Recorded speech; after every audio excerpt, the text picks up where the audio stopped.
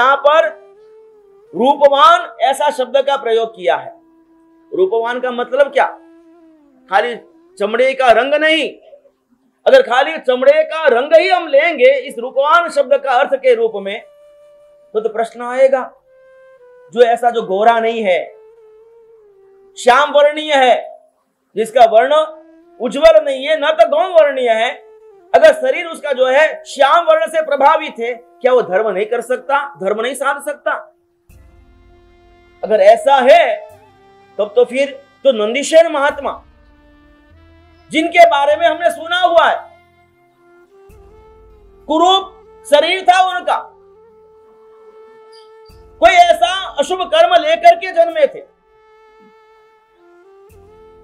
उनके शरीर को लेकर के कोई कन्या उसके साथ शादी करने को तैयार नहीं होती थी। जरा सोचो आप, ये विडंबना खाली आज की ही नहीं है, ये अनादि काल से है। जीव है ना, पहला बाहर का ही देखता है, भीतर के सौंदर्य की तरफ उसका ध्यान जाता ही नहीं है, वो देख ही नहीं पाता, वो आंतर चक्षु है नहीं उसके पास। मात्र चमड़े की आंखों से हम सब देखते हैं, भीतर की आंखों से देख नहीं पाते कि ये जीव कैसा गुणवान है, इसमें क्या संभावनाएं हैं, इसे क्या क्या हो सकता है, ये क्या क्या कर सकता है, हम वो भीतर के आंखों से देख नहीं पाते, मात्र चमड़े की आंखों से देखते हैं कि ये कैसा दिखता है। अगर आंखों को अच्छा लग गया, भा गया, हम पसंद कर लेते हैं, और अगर आंखों को नहीं भाया तो हम रिजेक्ट कर देते हैं।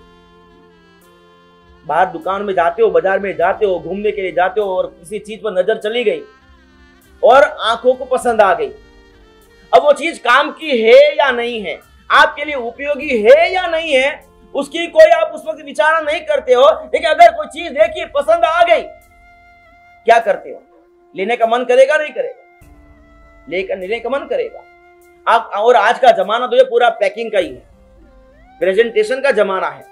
आप किस प्रकार प्रस्तुत करते हो, लोगों के सामने ला करके रखते हो, और उस लुभावने पैकिंग को देख करके, ऐसी लुभावने, ऐसी मीठी मीठी बातों को सुन करके आप उसके शिकंजे में, ट्रैप के अंदर आ जाते हो, और घर के अंदर जगह नहीं भी हो, खर्चा करने की अनुकूलता नहीं भी हो, जीवन में उसकी जरूरियात नहीं भी हो, फिर भी घर के अंदर ऐसे ढेर सारी चीजें आ जाती है ना।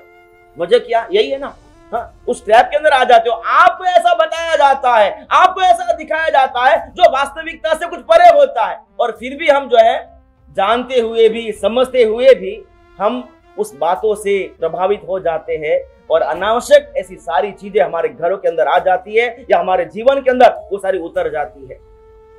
ये स्थिति अनादि काल से जीव का स्वभाव है। लेकिन यहाँ पर ग्रंथकार कहते हैं कि मात्र धर्म करने के लिए चमड़ी का रंग मत देखना, अन्यथा नंदीसेन जैसे महात्मा धर्म कैसे कर पाते, जिनका शरीर ऐसा था कि कोई भी कन्या उनके साथ शादी करने को तैयार नहीं थी, मरने के लिए गए थे कि गिर करके, कूद करके मर जाऊं, प्राण छोड़ दूं। और उस वक्त किसी गुरु भगवान का योग प्राप्त हुआ, समझाया, भाई तेरे पास जो समृद्धि है, वो समृद्धि का तू विचार कर। वो समृद्धि हम लोगों के पास भी है। कोई भले ही जो है रंग से काला हो, लेकिन उसके पास दो आंखें हैं, जिस आंखों से अच्छी तरह से हम देख पाते हैं, स्पष्ट हमें दिखाई देता है, स्पष्ट हमें सुनाई देता है, स्पष्ट हम गंध ले पाते हैं, स्पष्ट हम स्पर्श का अनुभव कर पाते हैं। ये सारी चीजें हमारे पास है, और वो बहुमूल्य है, मूल्यवान है, दुर्लभ है, कीमती है। हमें उस बात का एहसास क्यों नहीं होता? गुरु भगवंत ने मनुष्य जीवन की दुर्लभता समझाई। मरना ये कोई उपाय नहीं है। जो शक्तियां मिली है, जो बल मिला है, जो ताकत मिली है, जो इंद्रियों की अनुकूलता मिली है, सुंदरता मिली है, तू उसका सदुपयोग कर। जो प्रेरणा मिली, उस प्रेरणा को पा करके वो नंदीसेन मुनि बने हैं, श्रमण बने हैं। और श्रमण बनने के बाद उनका संकल्प था, क्या संकल्प था? मुनियों की वैयावच करना, मुनियों की सेवा करना, मुनियों की भक्ति करना, और उसके लिए जो कुछ भी न्योछावर करना पड़े वो सब कुछ कर लेना। तपस्वी थे, घोर तपस्वी थे, निर्दोष आहार की चर्या करने वाले थे, निर्दोष पानी की गवेषणा करने वाले थे, और ऐसे मुनियों की, ग्लान मुनियों की, बीमार मुनियों की उन्होंने सेवा करना शुरू की। ऐसी सेवा भक्ति भाव से करते थे, दिखाने के लिए नहीं, पूरे मनोयोग से, पूरे मनोभाव से। और उनके ऐसे गुण की प्रशंसा, उनके ऐसे वैयावच की प्रशंसा, ऐसे ग्लान मुनियों की सेवा की उनकी वो प्रशंसा देवलोक में हुई। अपन सामे कोई प्रशंसा कर ले कि नहीं, अच्छो लागे कि बुरो लागेला, राजी वे वाला कि नाराज भेजा वाला, दुखी भेजा वाला। सोचो जरा, हमारी स्थिति के बारे में सोचो। जैसे हमारे मन में है ना विकल्प खड़े हो जाते हैं, भाई इसी के प्रशंसा करनी कौन सी बड़ी बात है, ये तो है दुनिया में बहुत सारे ऐसे लोग करने वाले करते हैं। कोई मास्कमन कर रहा है, कोई ये तब कर रहा है, कोई वो तब कर रहा है, तो कौन सी बड़ी बात है भाई। इसे बड़े बड़े तब करने वाले बैठे हैं, इसमें क्या अनुमोदना करनी है। 151 ओडी चल रही साथी जब गोंत्र है, अब अनुमोदना करने की बात करा, इनमें कौन सी बड़ी बात है। 300 ओडी करने वाला बैठा है भाई। मन में विकल्प आ सकता है। जो स्वीकार नहीं करता, धर्म भावना को लेकर के जो प्रमोदित नहीं होता, सुन करके प्रसन्नता का एहसास नहीं कर पाता, वैसा जीव दूसरों का ऐसा उदाहरण प्रस्तुत करेगा जिसे वो अनुमोदना करने से बच जाए। ये ईर्ष्या है, स्वीकार करने की तत्परता नहीं है। ये मात्र हम लोगों की, मनुष्य की कमजोरी नहीं है, देवताओं में भी ऐसी कमजोरी होती है। जब देवलोक के अंदर वो प्रशंसा हुई, मुनि नंदीसेन के वैयावच की, भक्ति की, देवता को ऐसे वो निकले जो स्वीकार कर नहीं पाए, एक्सेप्ट नहीं कर पाए। ये क्या कैसे हो सकता है, ये मामूली जो है मानव तो कीड़े हैं हमारे देवताओं के सामने, ये ऐसी वैयावच कैसे कर सकते हैं। अतिशयोक्ति लगती है आपकी बातों के अंदर। और स्वयं परीक्षा करने आए, कैसी परीक्षा की। मुनि का रूप लिया, गांव के बाहर रुके, नंदीसेन महात्मा भोजन का समय हुआ, आहार लेकर के आए, बैठे इंतजार करे। अगर कोई ग्लान मुनि हो, पहले उनकी सेवा करूं, भक्ति करूं, वैयावच करूं, उसके बाद मैं आहार स्वीकार करूं। इंतजार किया, लेकिन कहीं से भी कोई समाचार नहीं मिला, कोई जानकारी प्राप्त नहीं, कोई बीमार है, और उसके बाद आहार करने की तैयारी कर रहे थे। और इतने में वो एक देवता मुनि का वेश लेकर के उपाश्रय में आया, कहता कि नंदीसेन महात्मा ये क्या कर रहे हो, क्या ढोंग कर रहे हो, सारी दुनिया को जो ठग रहे हो।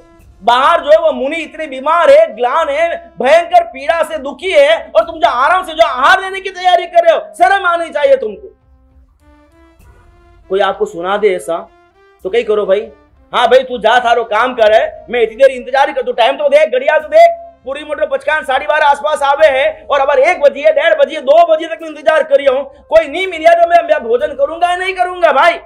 मैं भोजन लेकर के आया हूं, गवेषणा करके आया हूं, गोसरी पड़ी है, ठंडी हो रही है, और कोई मुनि उपलब्ध नहीं है, तो मैं भोजन करूंगा, इसमें कौन सी मेरी गलती है। और ये कोई तरीका है तुम्हारा बात करने का। एक तो मुनि की सेवा करने के लिए आकर के बोल रहे हो, और ऊपर से जो बोलने का तरीका है, मुझे बोलते ढोंगी। अब सामने गले पड़ा का नहीं पड़ा। सोचने जैसी बात है, जिनको मात्र धर्म का ही खप है, वो ऐसी बातों से कभी विचलित नहीं होते। उनका शरीर और उनका मन ऐसी बातों को भी एक्सेप्ट करने के लिए तैयार रहता है, सक्षम और समर्थ होता है। मुनि नंदीसेन खड़े हो गए, बोलो महात्मा क्या हुआ, मेरा अपराध हो गया, मैं क्षमा चाहता हूं, मेरे ध्यान में नहीं आया, मुझे समाचार नहीं मिले। एक अच्छा हुआ आपने समय पर बोल दिया, अगर मैं भोजन करने बैठ जाता तो भोजन पूरा करके उठ पाता। अच्छा हुआ पहले बोल गए गांव के बाहर। वो देवता था, देवता का वो स्वरूप था, उसके पास वो शक्तियां थी, लब्धियां थी, और वैसी विकृति की, ऐसा शरीर के अंदर जो है अशुचि का रोग खड़ा किया, ऐसे झाड़े पेशाब कर दिए, पूरी गंदगी, ऐसी दुर्गंध मारे, वैसी स्थिति के अंदर वो देवता का शरीर पड़ा हुआ था मुनि के वेश के अंदर। मुनि नंदीसेन आए, देखा कि ओहो इतनी तकलीफ है, इतनी पीड़ा है, इतना कष्ट है। कहते भगवान आप चिंता मत करो, जरा भी मैं आपकी सेवा निर्यामन करता हूं, आपके जो है वो तो आपको शुश्रूषा में करता हूं, जरा भी आप जो है चिंता मत करो। मेरे पास पानी है, मैं पानी लेकर के आया हूं, मैं पानी से आपके शरीर को स्वच्छ कर देता हूं।